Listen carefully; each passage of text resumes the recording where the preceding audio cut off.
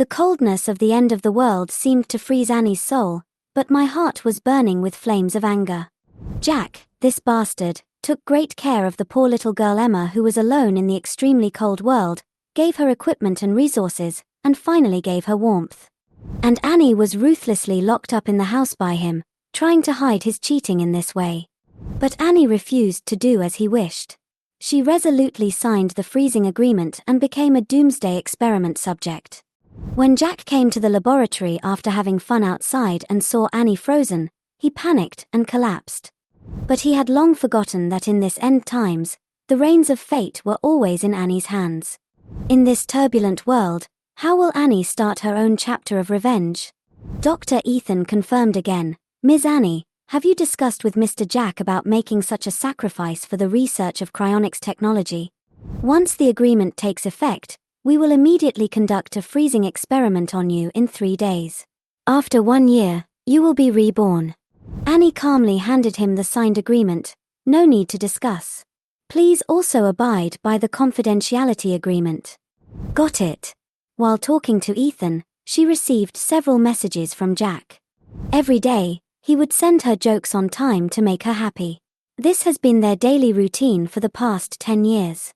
In the lab, Mike and Lisa passed by her and saw her standing in the vent playing with her phone. They couldn't help but tease her. "Annie, why did you come out in such a cold weather? Mr. Jack would be heartbroken if he saw you.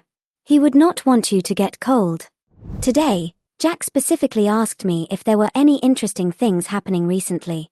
He said he wanted to tell Annie about them. She smiled and responded politely. She grew up in a family that favored boys over girls. She was beaten by her parents Richard and Helen. She suffered from severe depression and was always on guard against people. Jack once broke into her house with a knife in anger, and said to her with red eyes, "From now on, I am your family." From then on, this originally taciturn man began to tell her jokes every day and tried every way to make her happy. In this world, there is no concept of marriage, and couples call the day they express their love to each other Love Day. The day Annie and Jack fell in love was exactly 3 days after she was frozen. The world envied their steadfast love, but only Annie knew that Jack built a warm room for another woman to live in on the top floor of his office building. In the 11th year of their acquaintance, he began to stay out all night and linger with that woman. She knew that Jack had loved her before. But, was he tired of her now? There was a deep scar on his wrist, left from saving her. When the extreme cold world suddenly hit, Annie was almost frozen to death. Jack cut his wrist with a knife and let her face touch his blood to keep warm. She urged him to give up, but he shook his head stubbornly. "Annie, I won't give up on you. If this is really the end of the world, I will die with you," he said, with blood on his face, but grinning. "In this way, we can grow up together in the next life. I will chase you again and protect you again." They had struggled to survive in the apocalypse and finally made a place for themselves. Jack became the leader of this world, while Annie chose to retreat behind the scenes. Jack always said that the boss of the end times sounded too boring, and that Annie's house husband was a title he preferred. When their love was at its peak, he always held her in his arms, asking over and over again, "Do you want more?" Annie once doubted the sincerity of people in the world, but because of Jack's existence, she firmly believed in the power of love. But now, the man who once gave everything for her seems to be no longer satisfied. She poured the antidepressant into her palm and swallowed it with her head tilted back. After calming down, she bought a countdown gift box, which could only be opened after 3 days. Jack came in holding a bouquet of roses. Before entering the house, he deliberately stayed at the door for a while, waiting for the coldness on his body to dissipate, and then walked to her side. He kissed her forehead gently and said softly, "Annie, did you go out today?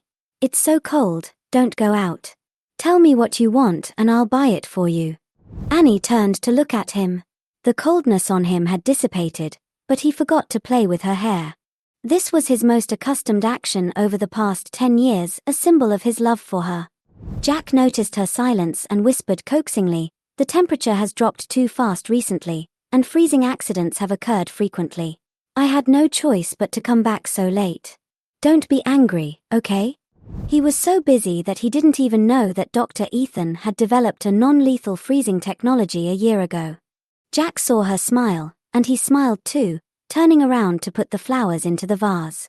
He carefully sprayed some water on the roses and looked back at her lovingly. Annie looked up and saw a clear tooth mark on Jack's collarbone. She felt sick when she thought of the man she loved so much, lingering in the arms of another woman and still pretending to be affectionate after returning home. The Jack in front of her was no longer the loyal partner. He had already become someone else's lover. Jack half knelt in front of her, buried his head in her lap, and whispered coquettishly, "Annie, you haven't praised my jokes today." A joke? She herself was the biggest joke. Suppressing her inner emotions, she lowered her eyes to look at him and said softly, "Very interesting." Jack smiled and hugged her tightly. She was just waiting for the day of freezing. The next morning, after taking a shower, Jack couldn't wait to hug her and put her on the bed. This was a tacit understanding between them. Jack knew she liked this action. If she hadn't seen him do the same thing to another woman. She leaned against Jack and looked him in the eyes. Jack was stunned and panicked. "Annie, was I too rude just now? I'm sorry, I should have been gentler." "Nothing," she said calmly, "just a little uncomfortable." Jack seemed to suddenly realize something, turned around and ran to the living room to look for something. After a moment, he rushed back with the medicine bottle. "Why didn't you tell me that you were in a bad mood? I'll take you to the hospital tomorrow." The next morning, Jack woke up and was busy dressing her. As soon as they arrived at the hospital entrance, a woman suddenly screamed in her ear. Annie was startled and her breathing became rapid. Seeing this, Jack's eyes turned red and he grabbed the woman's wrist angrily, clenching his fist. He pulled the woman to the corner of the corridor, avoiding Annie's sight. Annie looked at his back, feeling bitter. That woman was Jack's lover, Emma. After a long time, Jack came back, and Annie had already walked into the ward alone. Jack whispered, "Annie, I have an emergency meeting. It is said that several more frozen people have died. After you finish your medical checkup, wait for me here. I will pick you up after I finish the treatment." She slowly adjusted her breathing. "Go ahead, leave me alone." Jack frowned. "I never hit a woman, but that woman just now was too much. Don't worry, I won't let anyone who dares to hurt you go." He held her hand and kissed it gently, then suddenly stopped. "Annie, where are our rings?" Annie raised her hand and found that the ring was gone. Jack looked at the door and his face suddenly changed. Emma smiled smugly. "What? You want to blame me for losing the ring?" Jack's face was gloomy. He rushed over, grabbed her wrist, and said coldly, "Hand over the ring immediately, otherwise." Emma shed tears and showed weakness, then finally took out the ring and ran away crying. Jack wanted to put it on her, but she smiled and said, "How about we give the ring to her?" Jack's hands froze. "Annie, did I do something wrong?" She smiled softly. "How could that be? I just thought she might need money, so she stole something." Jack breathed a sigh of relief and put the ring back in her palm. Who does she think she is to wear our love ring? He was still affectionate, but she had already lost hope. Pretending to be affectionate was more chilling than a complete breakup. When she got home, she turned on the surveillance camera and saw Jack and Emma kissing on the top floor of the office building. Jack spread out a dozen ring boxes in front of Emma. "Okay, my poor little thing, all these rings are for you, okay?" Emma stood in the extremely cold night, her nose red from the cold, and she huddled in Jack's arms. "I didn't steal the ring, I stole you. The weather is too cold, just as cold as my heart. Why don't you come to see me? Aren't you afraid that I will be sad?" She stood on tiptoe and kissed his lips, but her footing was not steady, and she touched him and then brushed past him. Jack's eyes darkened a little, and he put his hands on her waist. "Whatever you want, I will give it to you." Emma blinked away her tears and said coquettishly, "I want the same ring." Jack was silent, and my heart suddenly rose to my throat. Emma immediately wrapped her legs around Jack's waist and choked up. "I want the same ring as hers. Jack, I'm so cold, please warm me up, otherwise I'll really freeze to death." Jack's breathing became heavy. "How could you bear to let my poor little thing freeze to death?" His voice was low and hoarse, with a hint of indulgence. "Don't worry, I'll warm you up right away. It's just a ring, I'll give you exactly the same one." I couldn't believe that such words came from the mouth of Jack, who is always calm and elegant. On the top floor of the office, the laughter and breathing of men and women echoed in the warm room. Every time they were affectionate, my heart sank a little bit. Jack gently pushed Emma's hair aside and kissed her passionately. I saw him kiss her tenderly all over her body and saw the obsession in his eyes. I heard him confess to her over and over again, "I will protect my poor little one for the rest of my life." My hands fumbled on the table. Finally I squeezed the bottle tightly and swallowed half a bottle of pills bitterly. At this moment, Emma suddenly looked up, looked directly in the direction of the surveillance camera, and smiled contemptuously. The pills fell to the ground, and with trembling fingers I picked them up haphazardly and put them back into the bottle. Did she know I was watching? So what if she knew? I had told myself that these things didn't matter, hadn't I? But why does my heart still hurt? Why does my emotions still get messed up? Tears blurred my vision, and I looked through the screen at two white bodies entangled together. The world-weary mood that had been dormant for a long time once again swept over. It was as warm as spring in the warm room, but I felt like I was thrown into an ice cellar. What really froze me to death was not the extreme cold weather, but the crumbling love between Jack and me.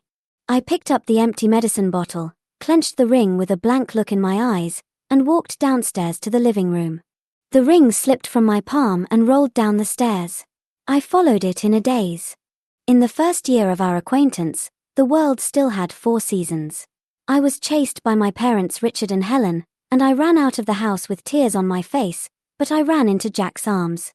He stared at me with tearful eyes, his black pupils lit up for a moment, and then he became panicked. Can I get to know you?" He scratched his head nervously. "I'm sorry, are you hurt?" In the second year of our acquaintance, Jack held his chin and stared at me. "Annie, why are you so hard to pursue?" In the third year, he rushed into my house with a knife and took me away from that hellish family. Later, he used his own blood to warm me when I was frozen. It seems that we can't live forever after all.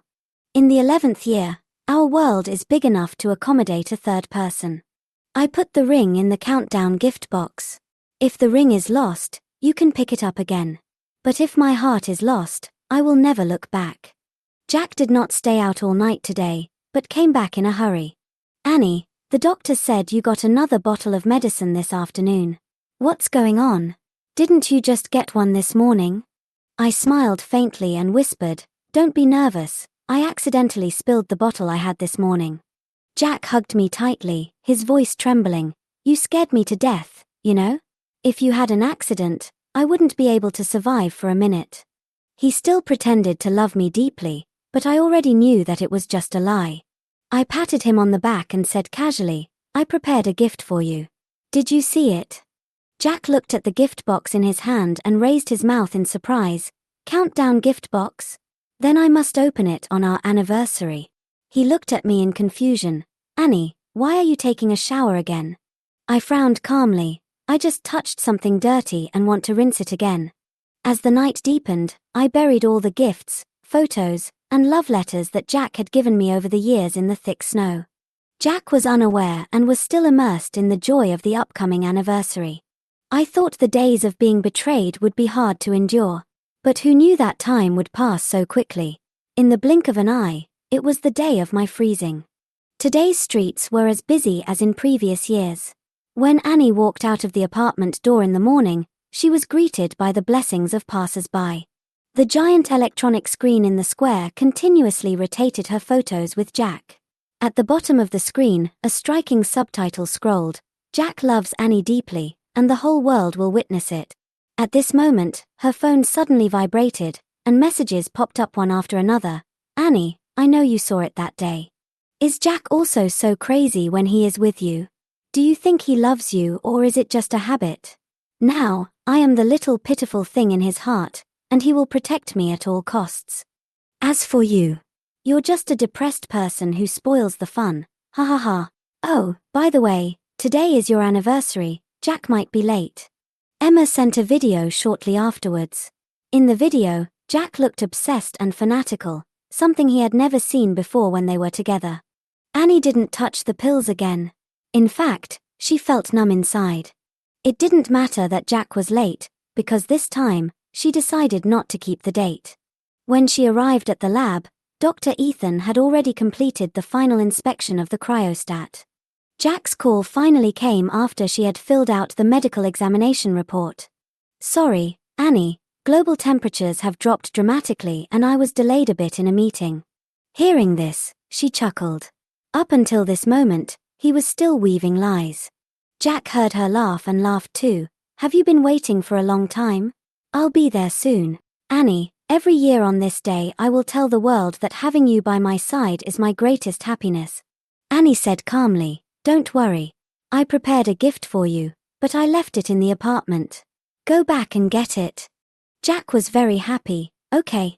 Annie, you wait for me obediently, remember to dress warmly and don't catch a cold. I'll be there soon." He had said this too many times in the past few months. After hanging up the phone, she stepped into the freezing device. "Let's get started." The biting cold penetrated her skin, and the piercing pain spread along her blood vessels. Her eyebrows slowly frosted over, and her face turned pale and grey. In a trance, she saw Jack at the door. His eyes were bloodshot, and he was shouting her name at the top of his lungs. She saw Jack open the door of the apartment and take out the countdown gift box. He smiled gently and carefully held the gift box in his arms.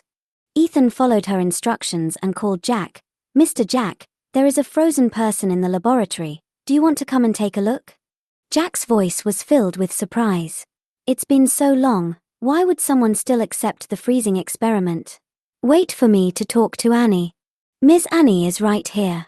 Jack's tone softened immediately. "Oh? Then I'll be right over." A faint minty scent filled the air.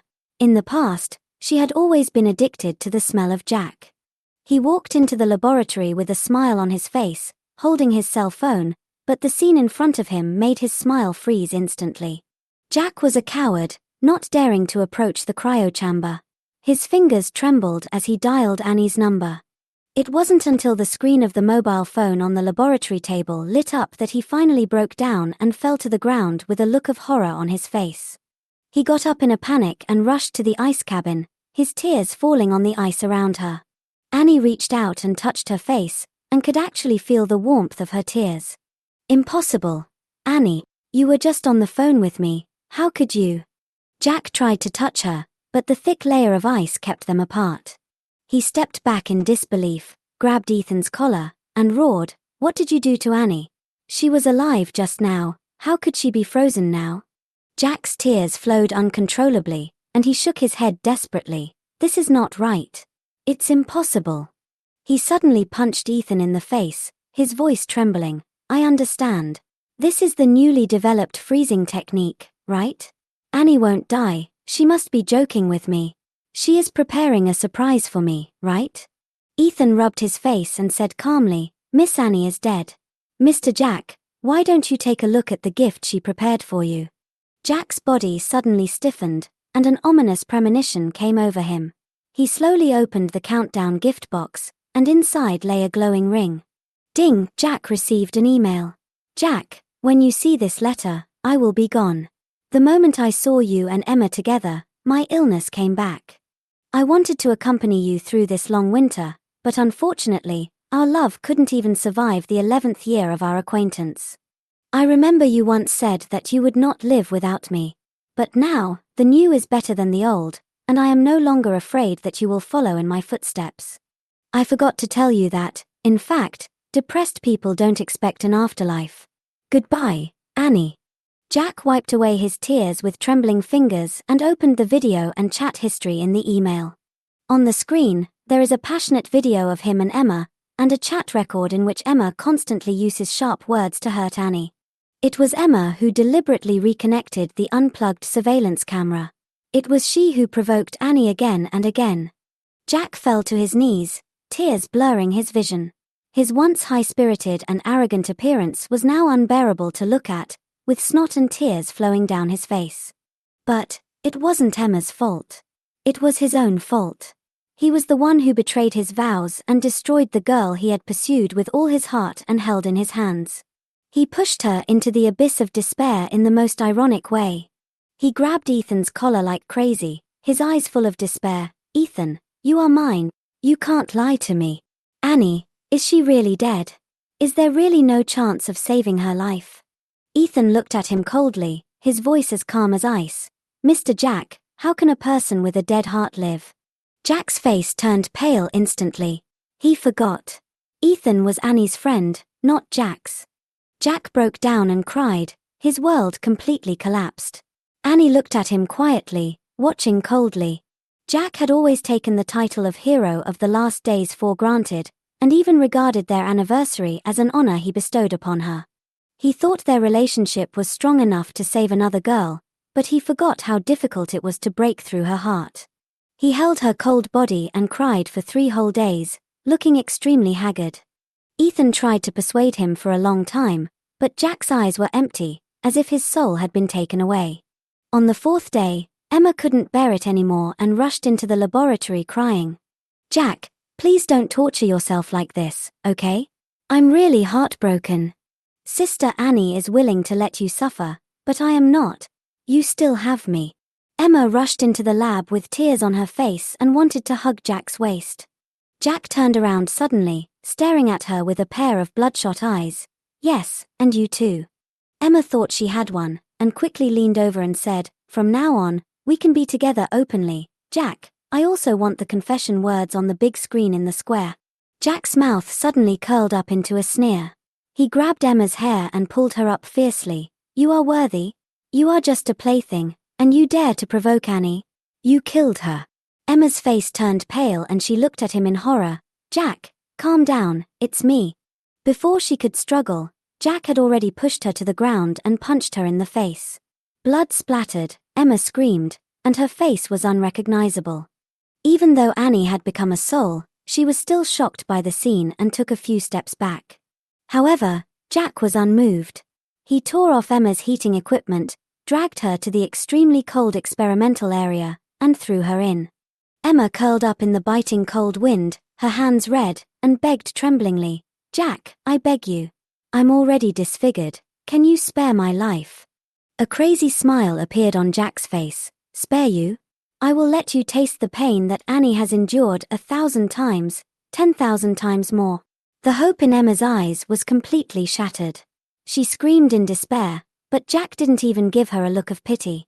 He hated Emma so much that he projected her miserable condition onto screens around the world, broadcasting the entire process of her death in the extreme cold. All the survivors of the apocalypse witnessed this scene, and they were all sighing. No one could have imagined that the once envied couple would end up with such a tragic ending. Jack's once touching vows, gentle love words, and deep affection year after year have now all become the most ridiculous irony. While he made affectionate promises to Annie, he also fell into Emma's arms. What he did not only destroyed Annie's trust in him, but also shattered everyone's fantasy of a fairy tale love. Annie's soul had been following Jack silently, watching him laugh crazily and suddenly break down and cry. It was strange, he was the one who betrayed her, but Jack always felt that it was Emma who broke the window paper, which caused their relationship to completely collapse. Jack's fist was still stained with blood, and he dragged his exhausted body back to their apartment. He murmured softly, "Annie, I avenged you. Can you forgive me?" Annie shook her head, but unfortunately Jack couldn't hear her. He used to be full of energy and vigor, but now he was down and out, staying in his apartment all day, talking to himself. "Annie, I should go to the lab to see you, but I don't dare to go. I'm afraid you'll hate me. Our love was so pure, but I ruined it. You must hate me, right? But I miss you so much. Really, I miss you so much." Jack's voice was choked with sobs and tears were falling. He opened the bedside table, but there was nothing inside. He panicked and began to rummage through the drawers. The photo albums were gone. Her clothes were gone. Their love letters were gone. Even the gifts they gave on their anniversary every year disappeared. His world became completely empty, as if she had never existed. Jack stared blankly at the house without any trace of Annie, with blood oozing out of his mouth. He picked up the pen tremblingly and wrote Annie's name over and over again. He cried and said, "I know I was wrong. If there is a next life, I will definitely make up for it." Annie looked at him quietly, but there was no emotion in her eyes. How could she keep a promise that she couldn't remember in this life? Jack spread the papers with Annie's name all over the room. He came to the lab with the love letter he had just written, crying, "Annie, I'll read it to you. Can you hear me?" Ethan shook his head helplessly, and Annie shook her head as well. Belated affection, meaningless. Jack stopped avoiding it. He kept himself busy, but this time, it wasn't an excuse. He finished writing love letters every night and ran to the laboratory to read them to her in the morning. He spent the whole day in the laboratory, frantically researching how to thaw the frozen art. He proposed new ideas again and again, and each time he looked at Ethan with anticipation.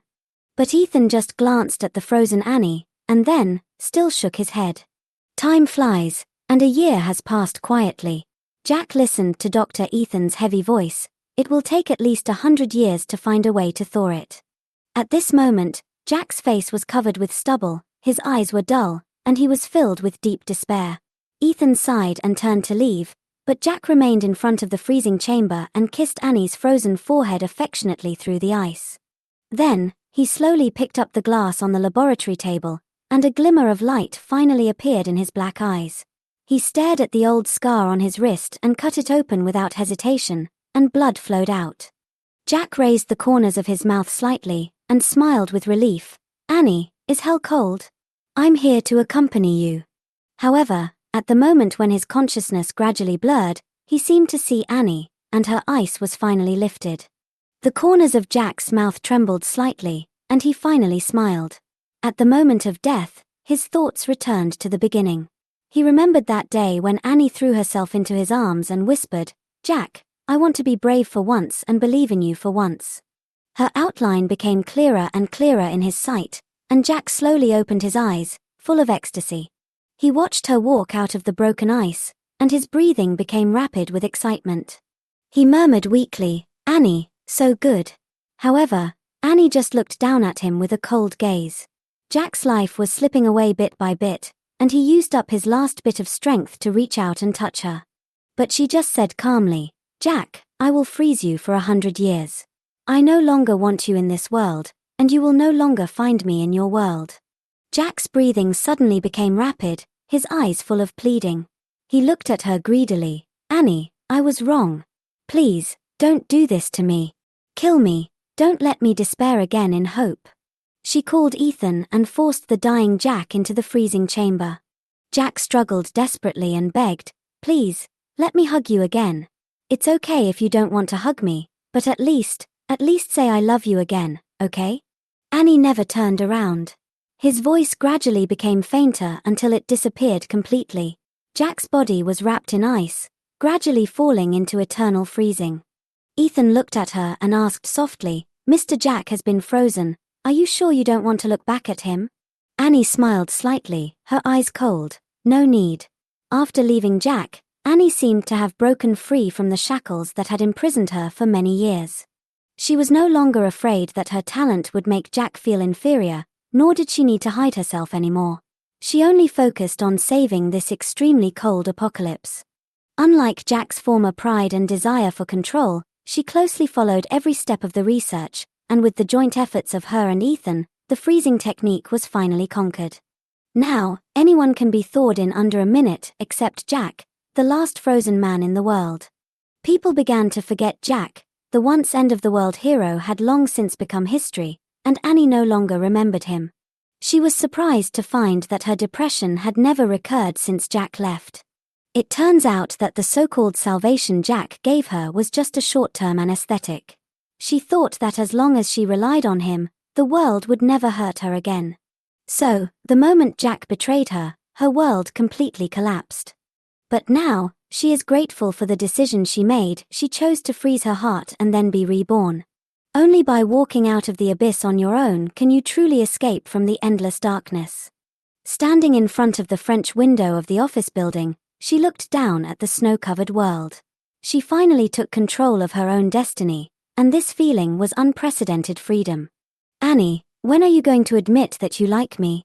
A tall and burly man stayed in her office, looking at her with tearful eyes and a face full of grievance. The man in front of her, Lucas, was her and Jack's college classmate. He was 1 year younger than her, but he always liked to act pitiful in front of her. Jack has always hated Lucas. Their personalities are completely opposite. After hearing her story with Jack, Lucas appears in her life without warning. What she didn't expect was that Lucas had never been in love. He said he had been secretly in love with her for many years and thought he would never have another chance. Over the years, he had been tirelessly pestering her and was even stopped outside the laboratory by security guards many times. And every time he was stopped, he would run to the laboratory in a rage and yell at Jack's frozen body. It was as if he was standing up for Annie, and also as if he was declaring war on that old love that had already frozen. Ethan later bought earplugs. He sighed, "Luckily Jack was frozen, otherwise you two would have fought." Maybe 100 years later, Jack no longer cares about these things. However, in order to prevent Lucas from making a fuss in the laboratory, I had to rebuild a laboratory and hide Jack's cryochamber. Lucas found that Jack's frozen body was gone, and he asked me with red eyes, "Annie, you still can't let him go, right?" As time went by, Lucas was still chasing me. After I rejected him countless times, I finally chose to accept him. I smiled and said to him, "We can date, but we have to respect each other's lives and not affect each other's careers and goals." Lucas nodded solemnly, his eyes full of determination. He gently played with my hair and looked at me affectionately. Ethan pressed the shutter at the right time to freeze the picture of this moment. I welcomed a new life and a new lover. Lucas always told me that he was grateful for my willingness to believe in him and to believe in love again. And I just smiled calmly. I am giving myself a chance, but at the same time, I also have the courage to lose. After healing myself, I no longer closed my heart and was no longer disgusted with the world. I was determined to complete the great project of changing the world, and I had the courage to accept a new relationship and no longer let the past hurt define my future. But this time, all the decision-making power is in my own hands. Gain or loss is the result of my own choice. Lucas and I held a love ceremony, and he wanted the whole world to know that the person standing next to me was him, Lucas. When we hugged each other, I heard his fierce heartbeat. I smiled and put on his specially made ruby ring. "If we can stay together until old age, let's be buried together." Lucas was stunned for a moment, then he came up with his own idea. "Why not mix our ashes together? That way, even if Jack digs up my grave, it won't help." This life passed by very quickly. Lucas, with his head full of white hair, held my hand tightly and whispered, "Annie, if I had been faster, maybe you wouldn't have fallen in love with Jack for redemption in the first half of your life. Maybe, Annie was supposed to be Lucas from the very beginning." I stroked his hair gently, my voice gentle and calm. "Everything is a matter of chance. I don't regret meeting Jack, I don't regret falling in love with you, and I don't regret having this colorful life." My hand slipped away gently, and in the last moment of his life, I heard Lucas sobbing. He was already so old, but he still loved to cry like he did when he was young. I had just taken a few steps on the Yellow Springs Road when I heard a familiar voice behind me. Lucas followed me happily, took my hand and smiled. "Annie, I asked them to mix our ashes together." I raised the corner of my mouth. "How romantic. Let's go and reincarnate. Let's go." 100 years later, the laboratory has changed batches of researchers, but they always remember their ancestors' teachings. They cannot thaw the frozen people in the experimental chamber in advance. However, early that morning, an alarm suddenly sounded. The young researcher rushed to the laboratory and saw that the ice in the freezing chamber was gradually cracking. When he arrived, a bearded man was standing there in confusion, with dried blood oozing from the bandage on his wrist. The researcher quickly stepped forward and bandaged Jack's wound. "Mr. Jack, welcome to the world 100 years later." Jack's eyes slowly focused, his expression changed from confusion to horror. "What did you say?" "It's 100 years later." "Impossible. I was only frozen in there for less than 10 minutes. The researcher smiled helplessly. "Your feelings are understandable. After all, you are the only experimental subject who has been frozen for 100 years. A year after you were frozen, the laboratory developed a method to thaw you within 1 minute. Now, this technology has been eliminated, and you are the last frozen person in the world." Jack's pupils suddenly contracted, and his world collapsed in an instant. No! You're lying to me. This is Annie punishing me. Right, where's Ethan? Where is he? The researcher was startled and said calmly, Dr. Ethan? He was an outstanding scientist from 100 years ago. He has long passed away. Jack's body trembled slightly. He looked around and found that everything in the laboratory had changed, as if the whole world no longer belonged to him. His eyes struggled for a moment, and then he knelt down in front of the researcher, hitting his forehead heavily on the cold ground. Please, tell me where Annie is. Tell her that I know I was wrong. I betrayed her. I was possessed by the devil. I ruined everything. There were dull banging sounds in the laboratory. Blood oozed from Jack's forehead, but he didn't care. The researcher was startled by his action and tried to help him up, but Jack refused to get up. She must still be punishing me. No matter what the punishment is, I will accept it. As long as she can calm down. As long as I can see her again. I can even die now. The researcher sighed, and finally said slowly, if you want to see Senior Annie, then follow me.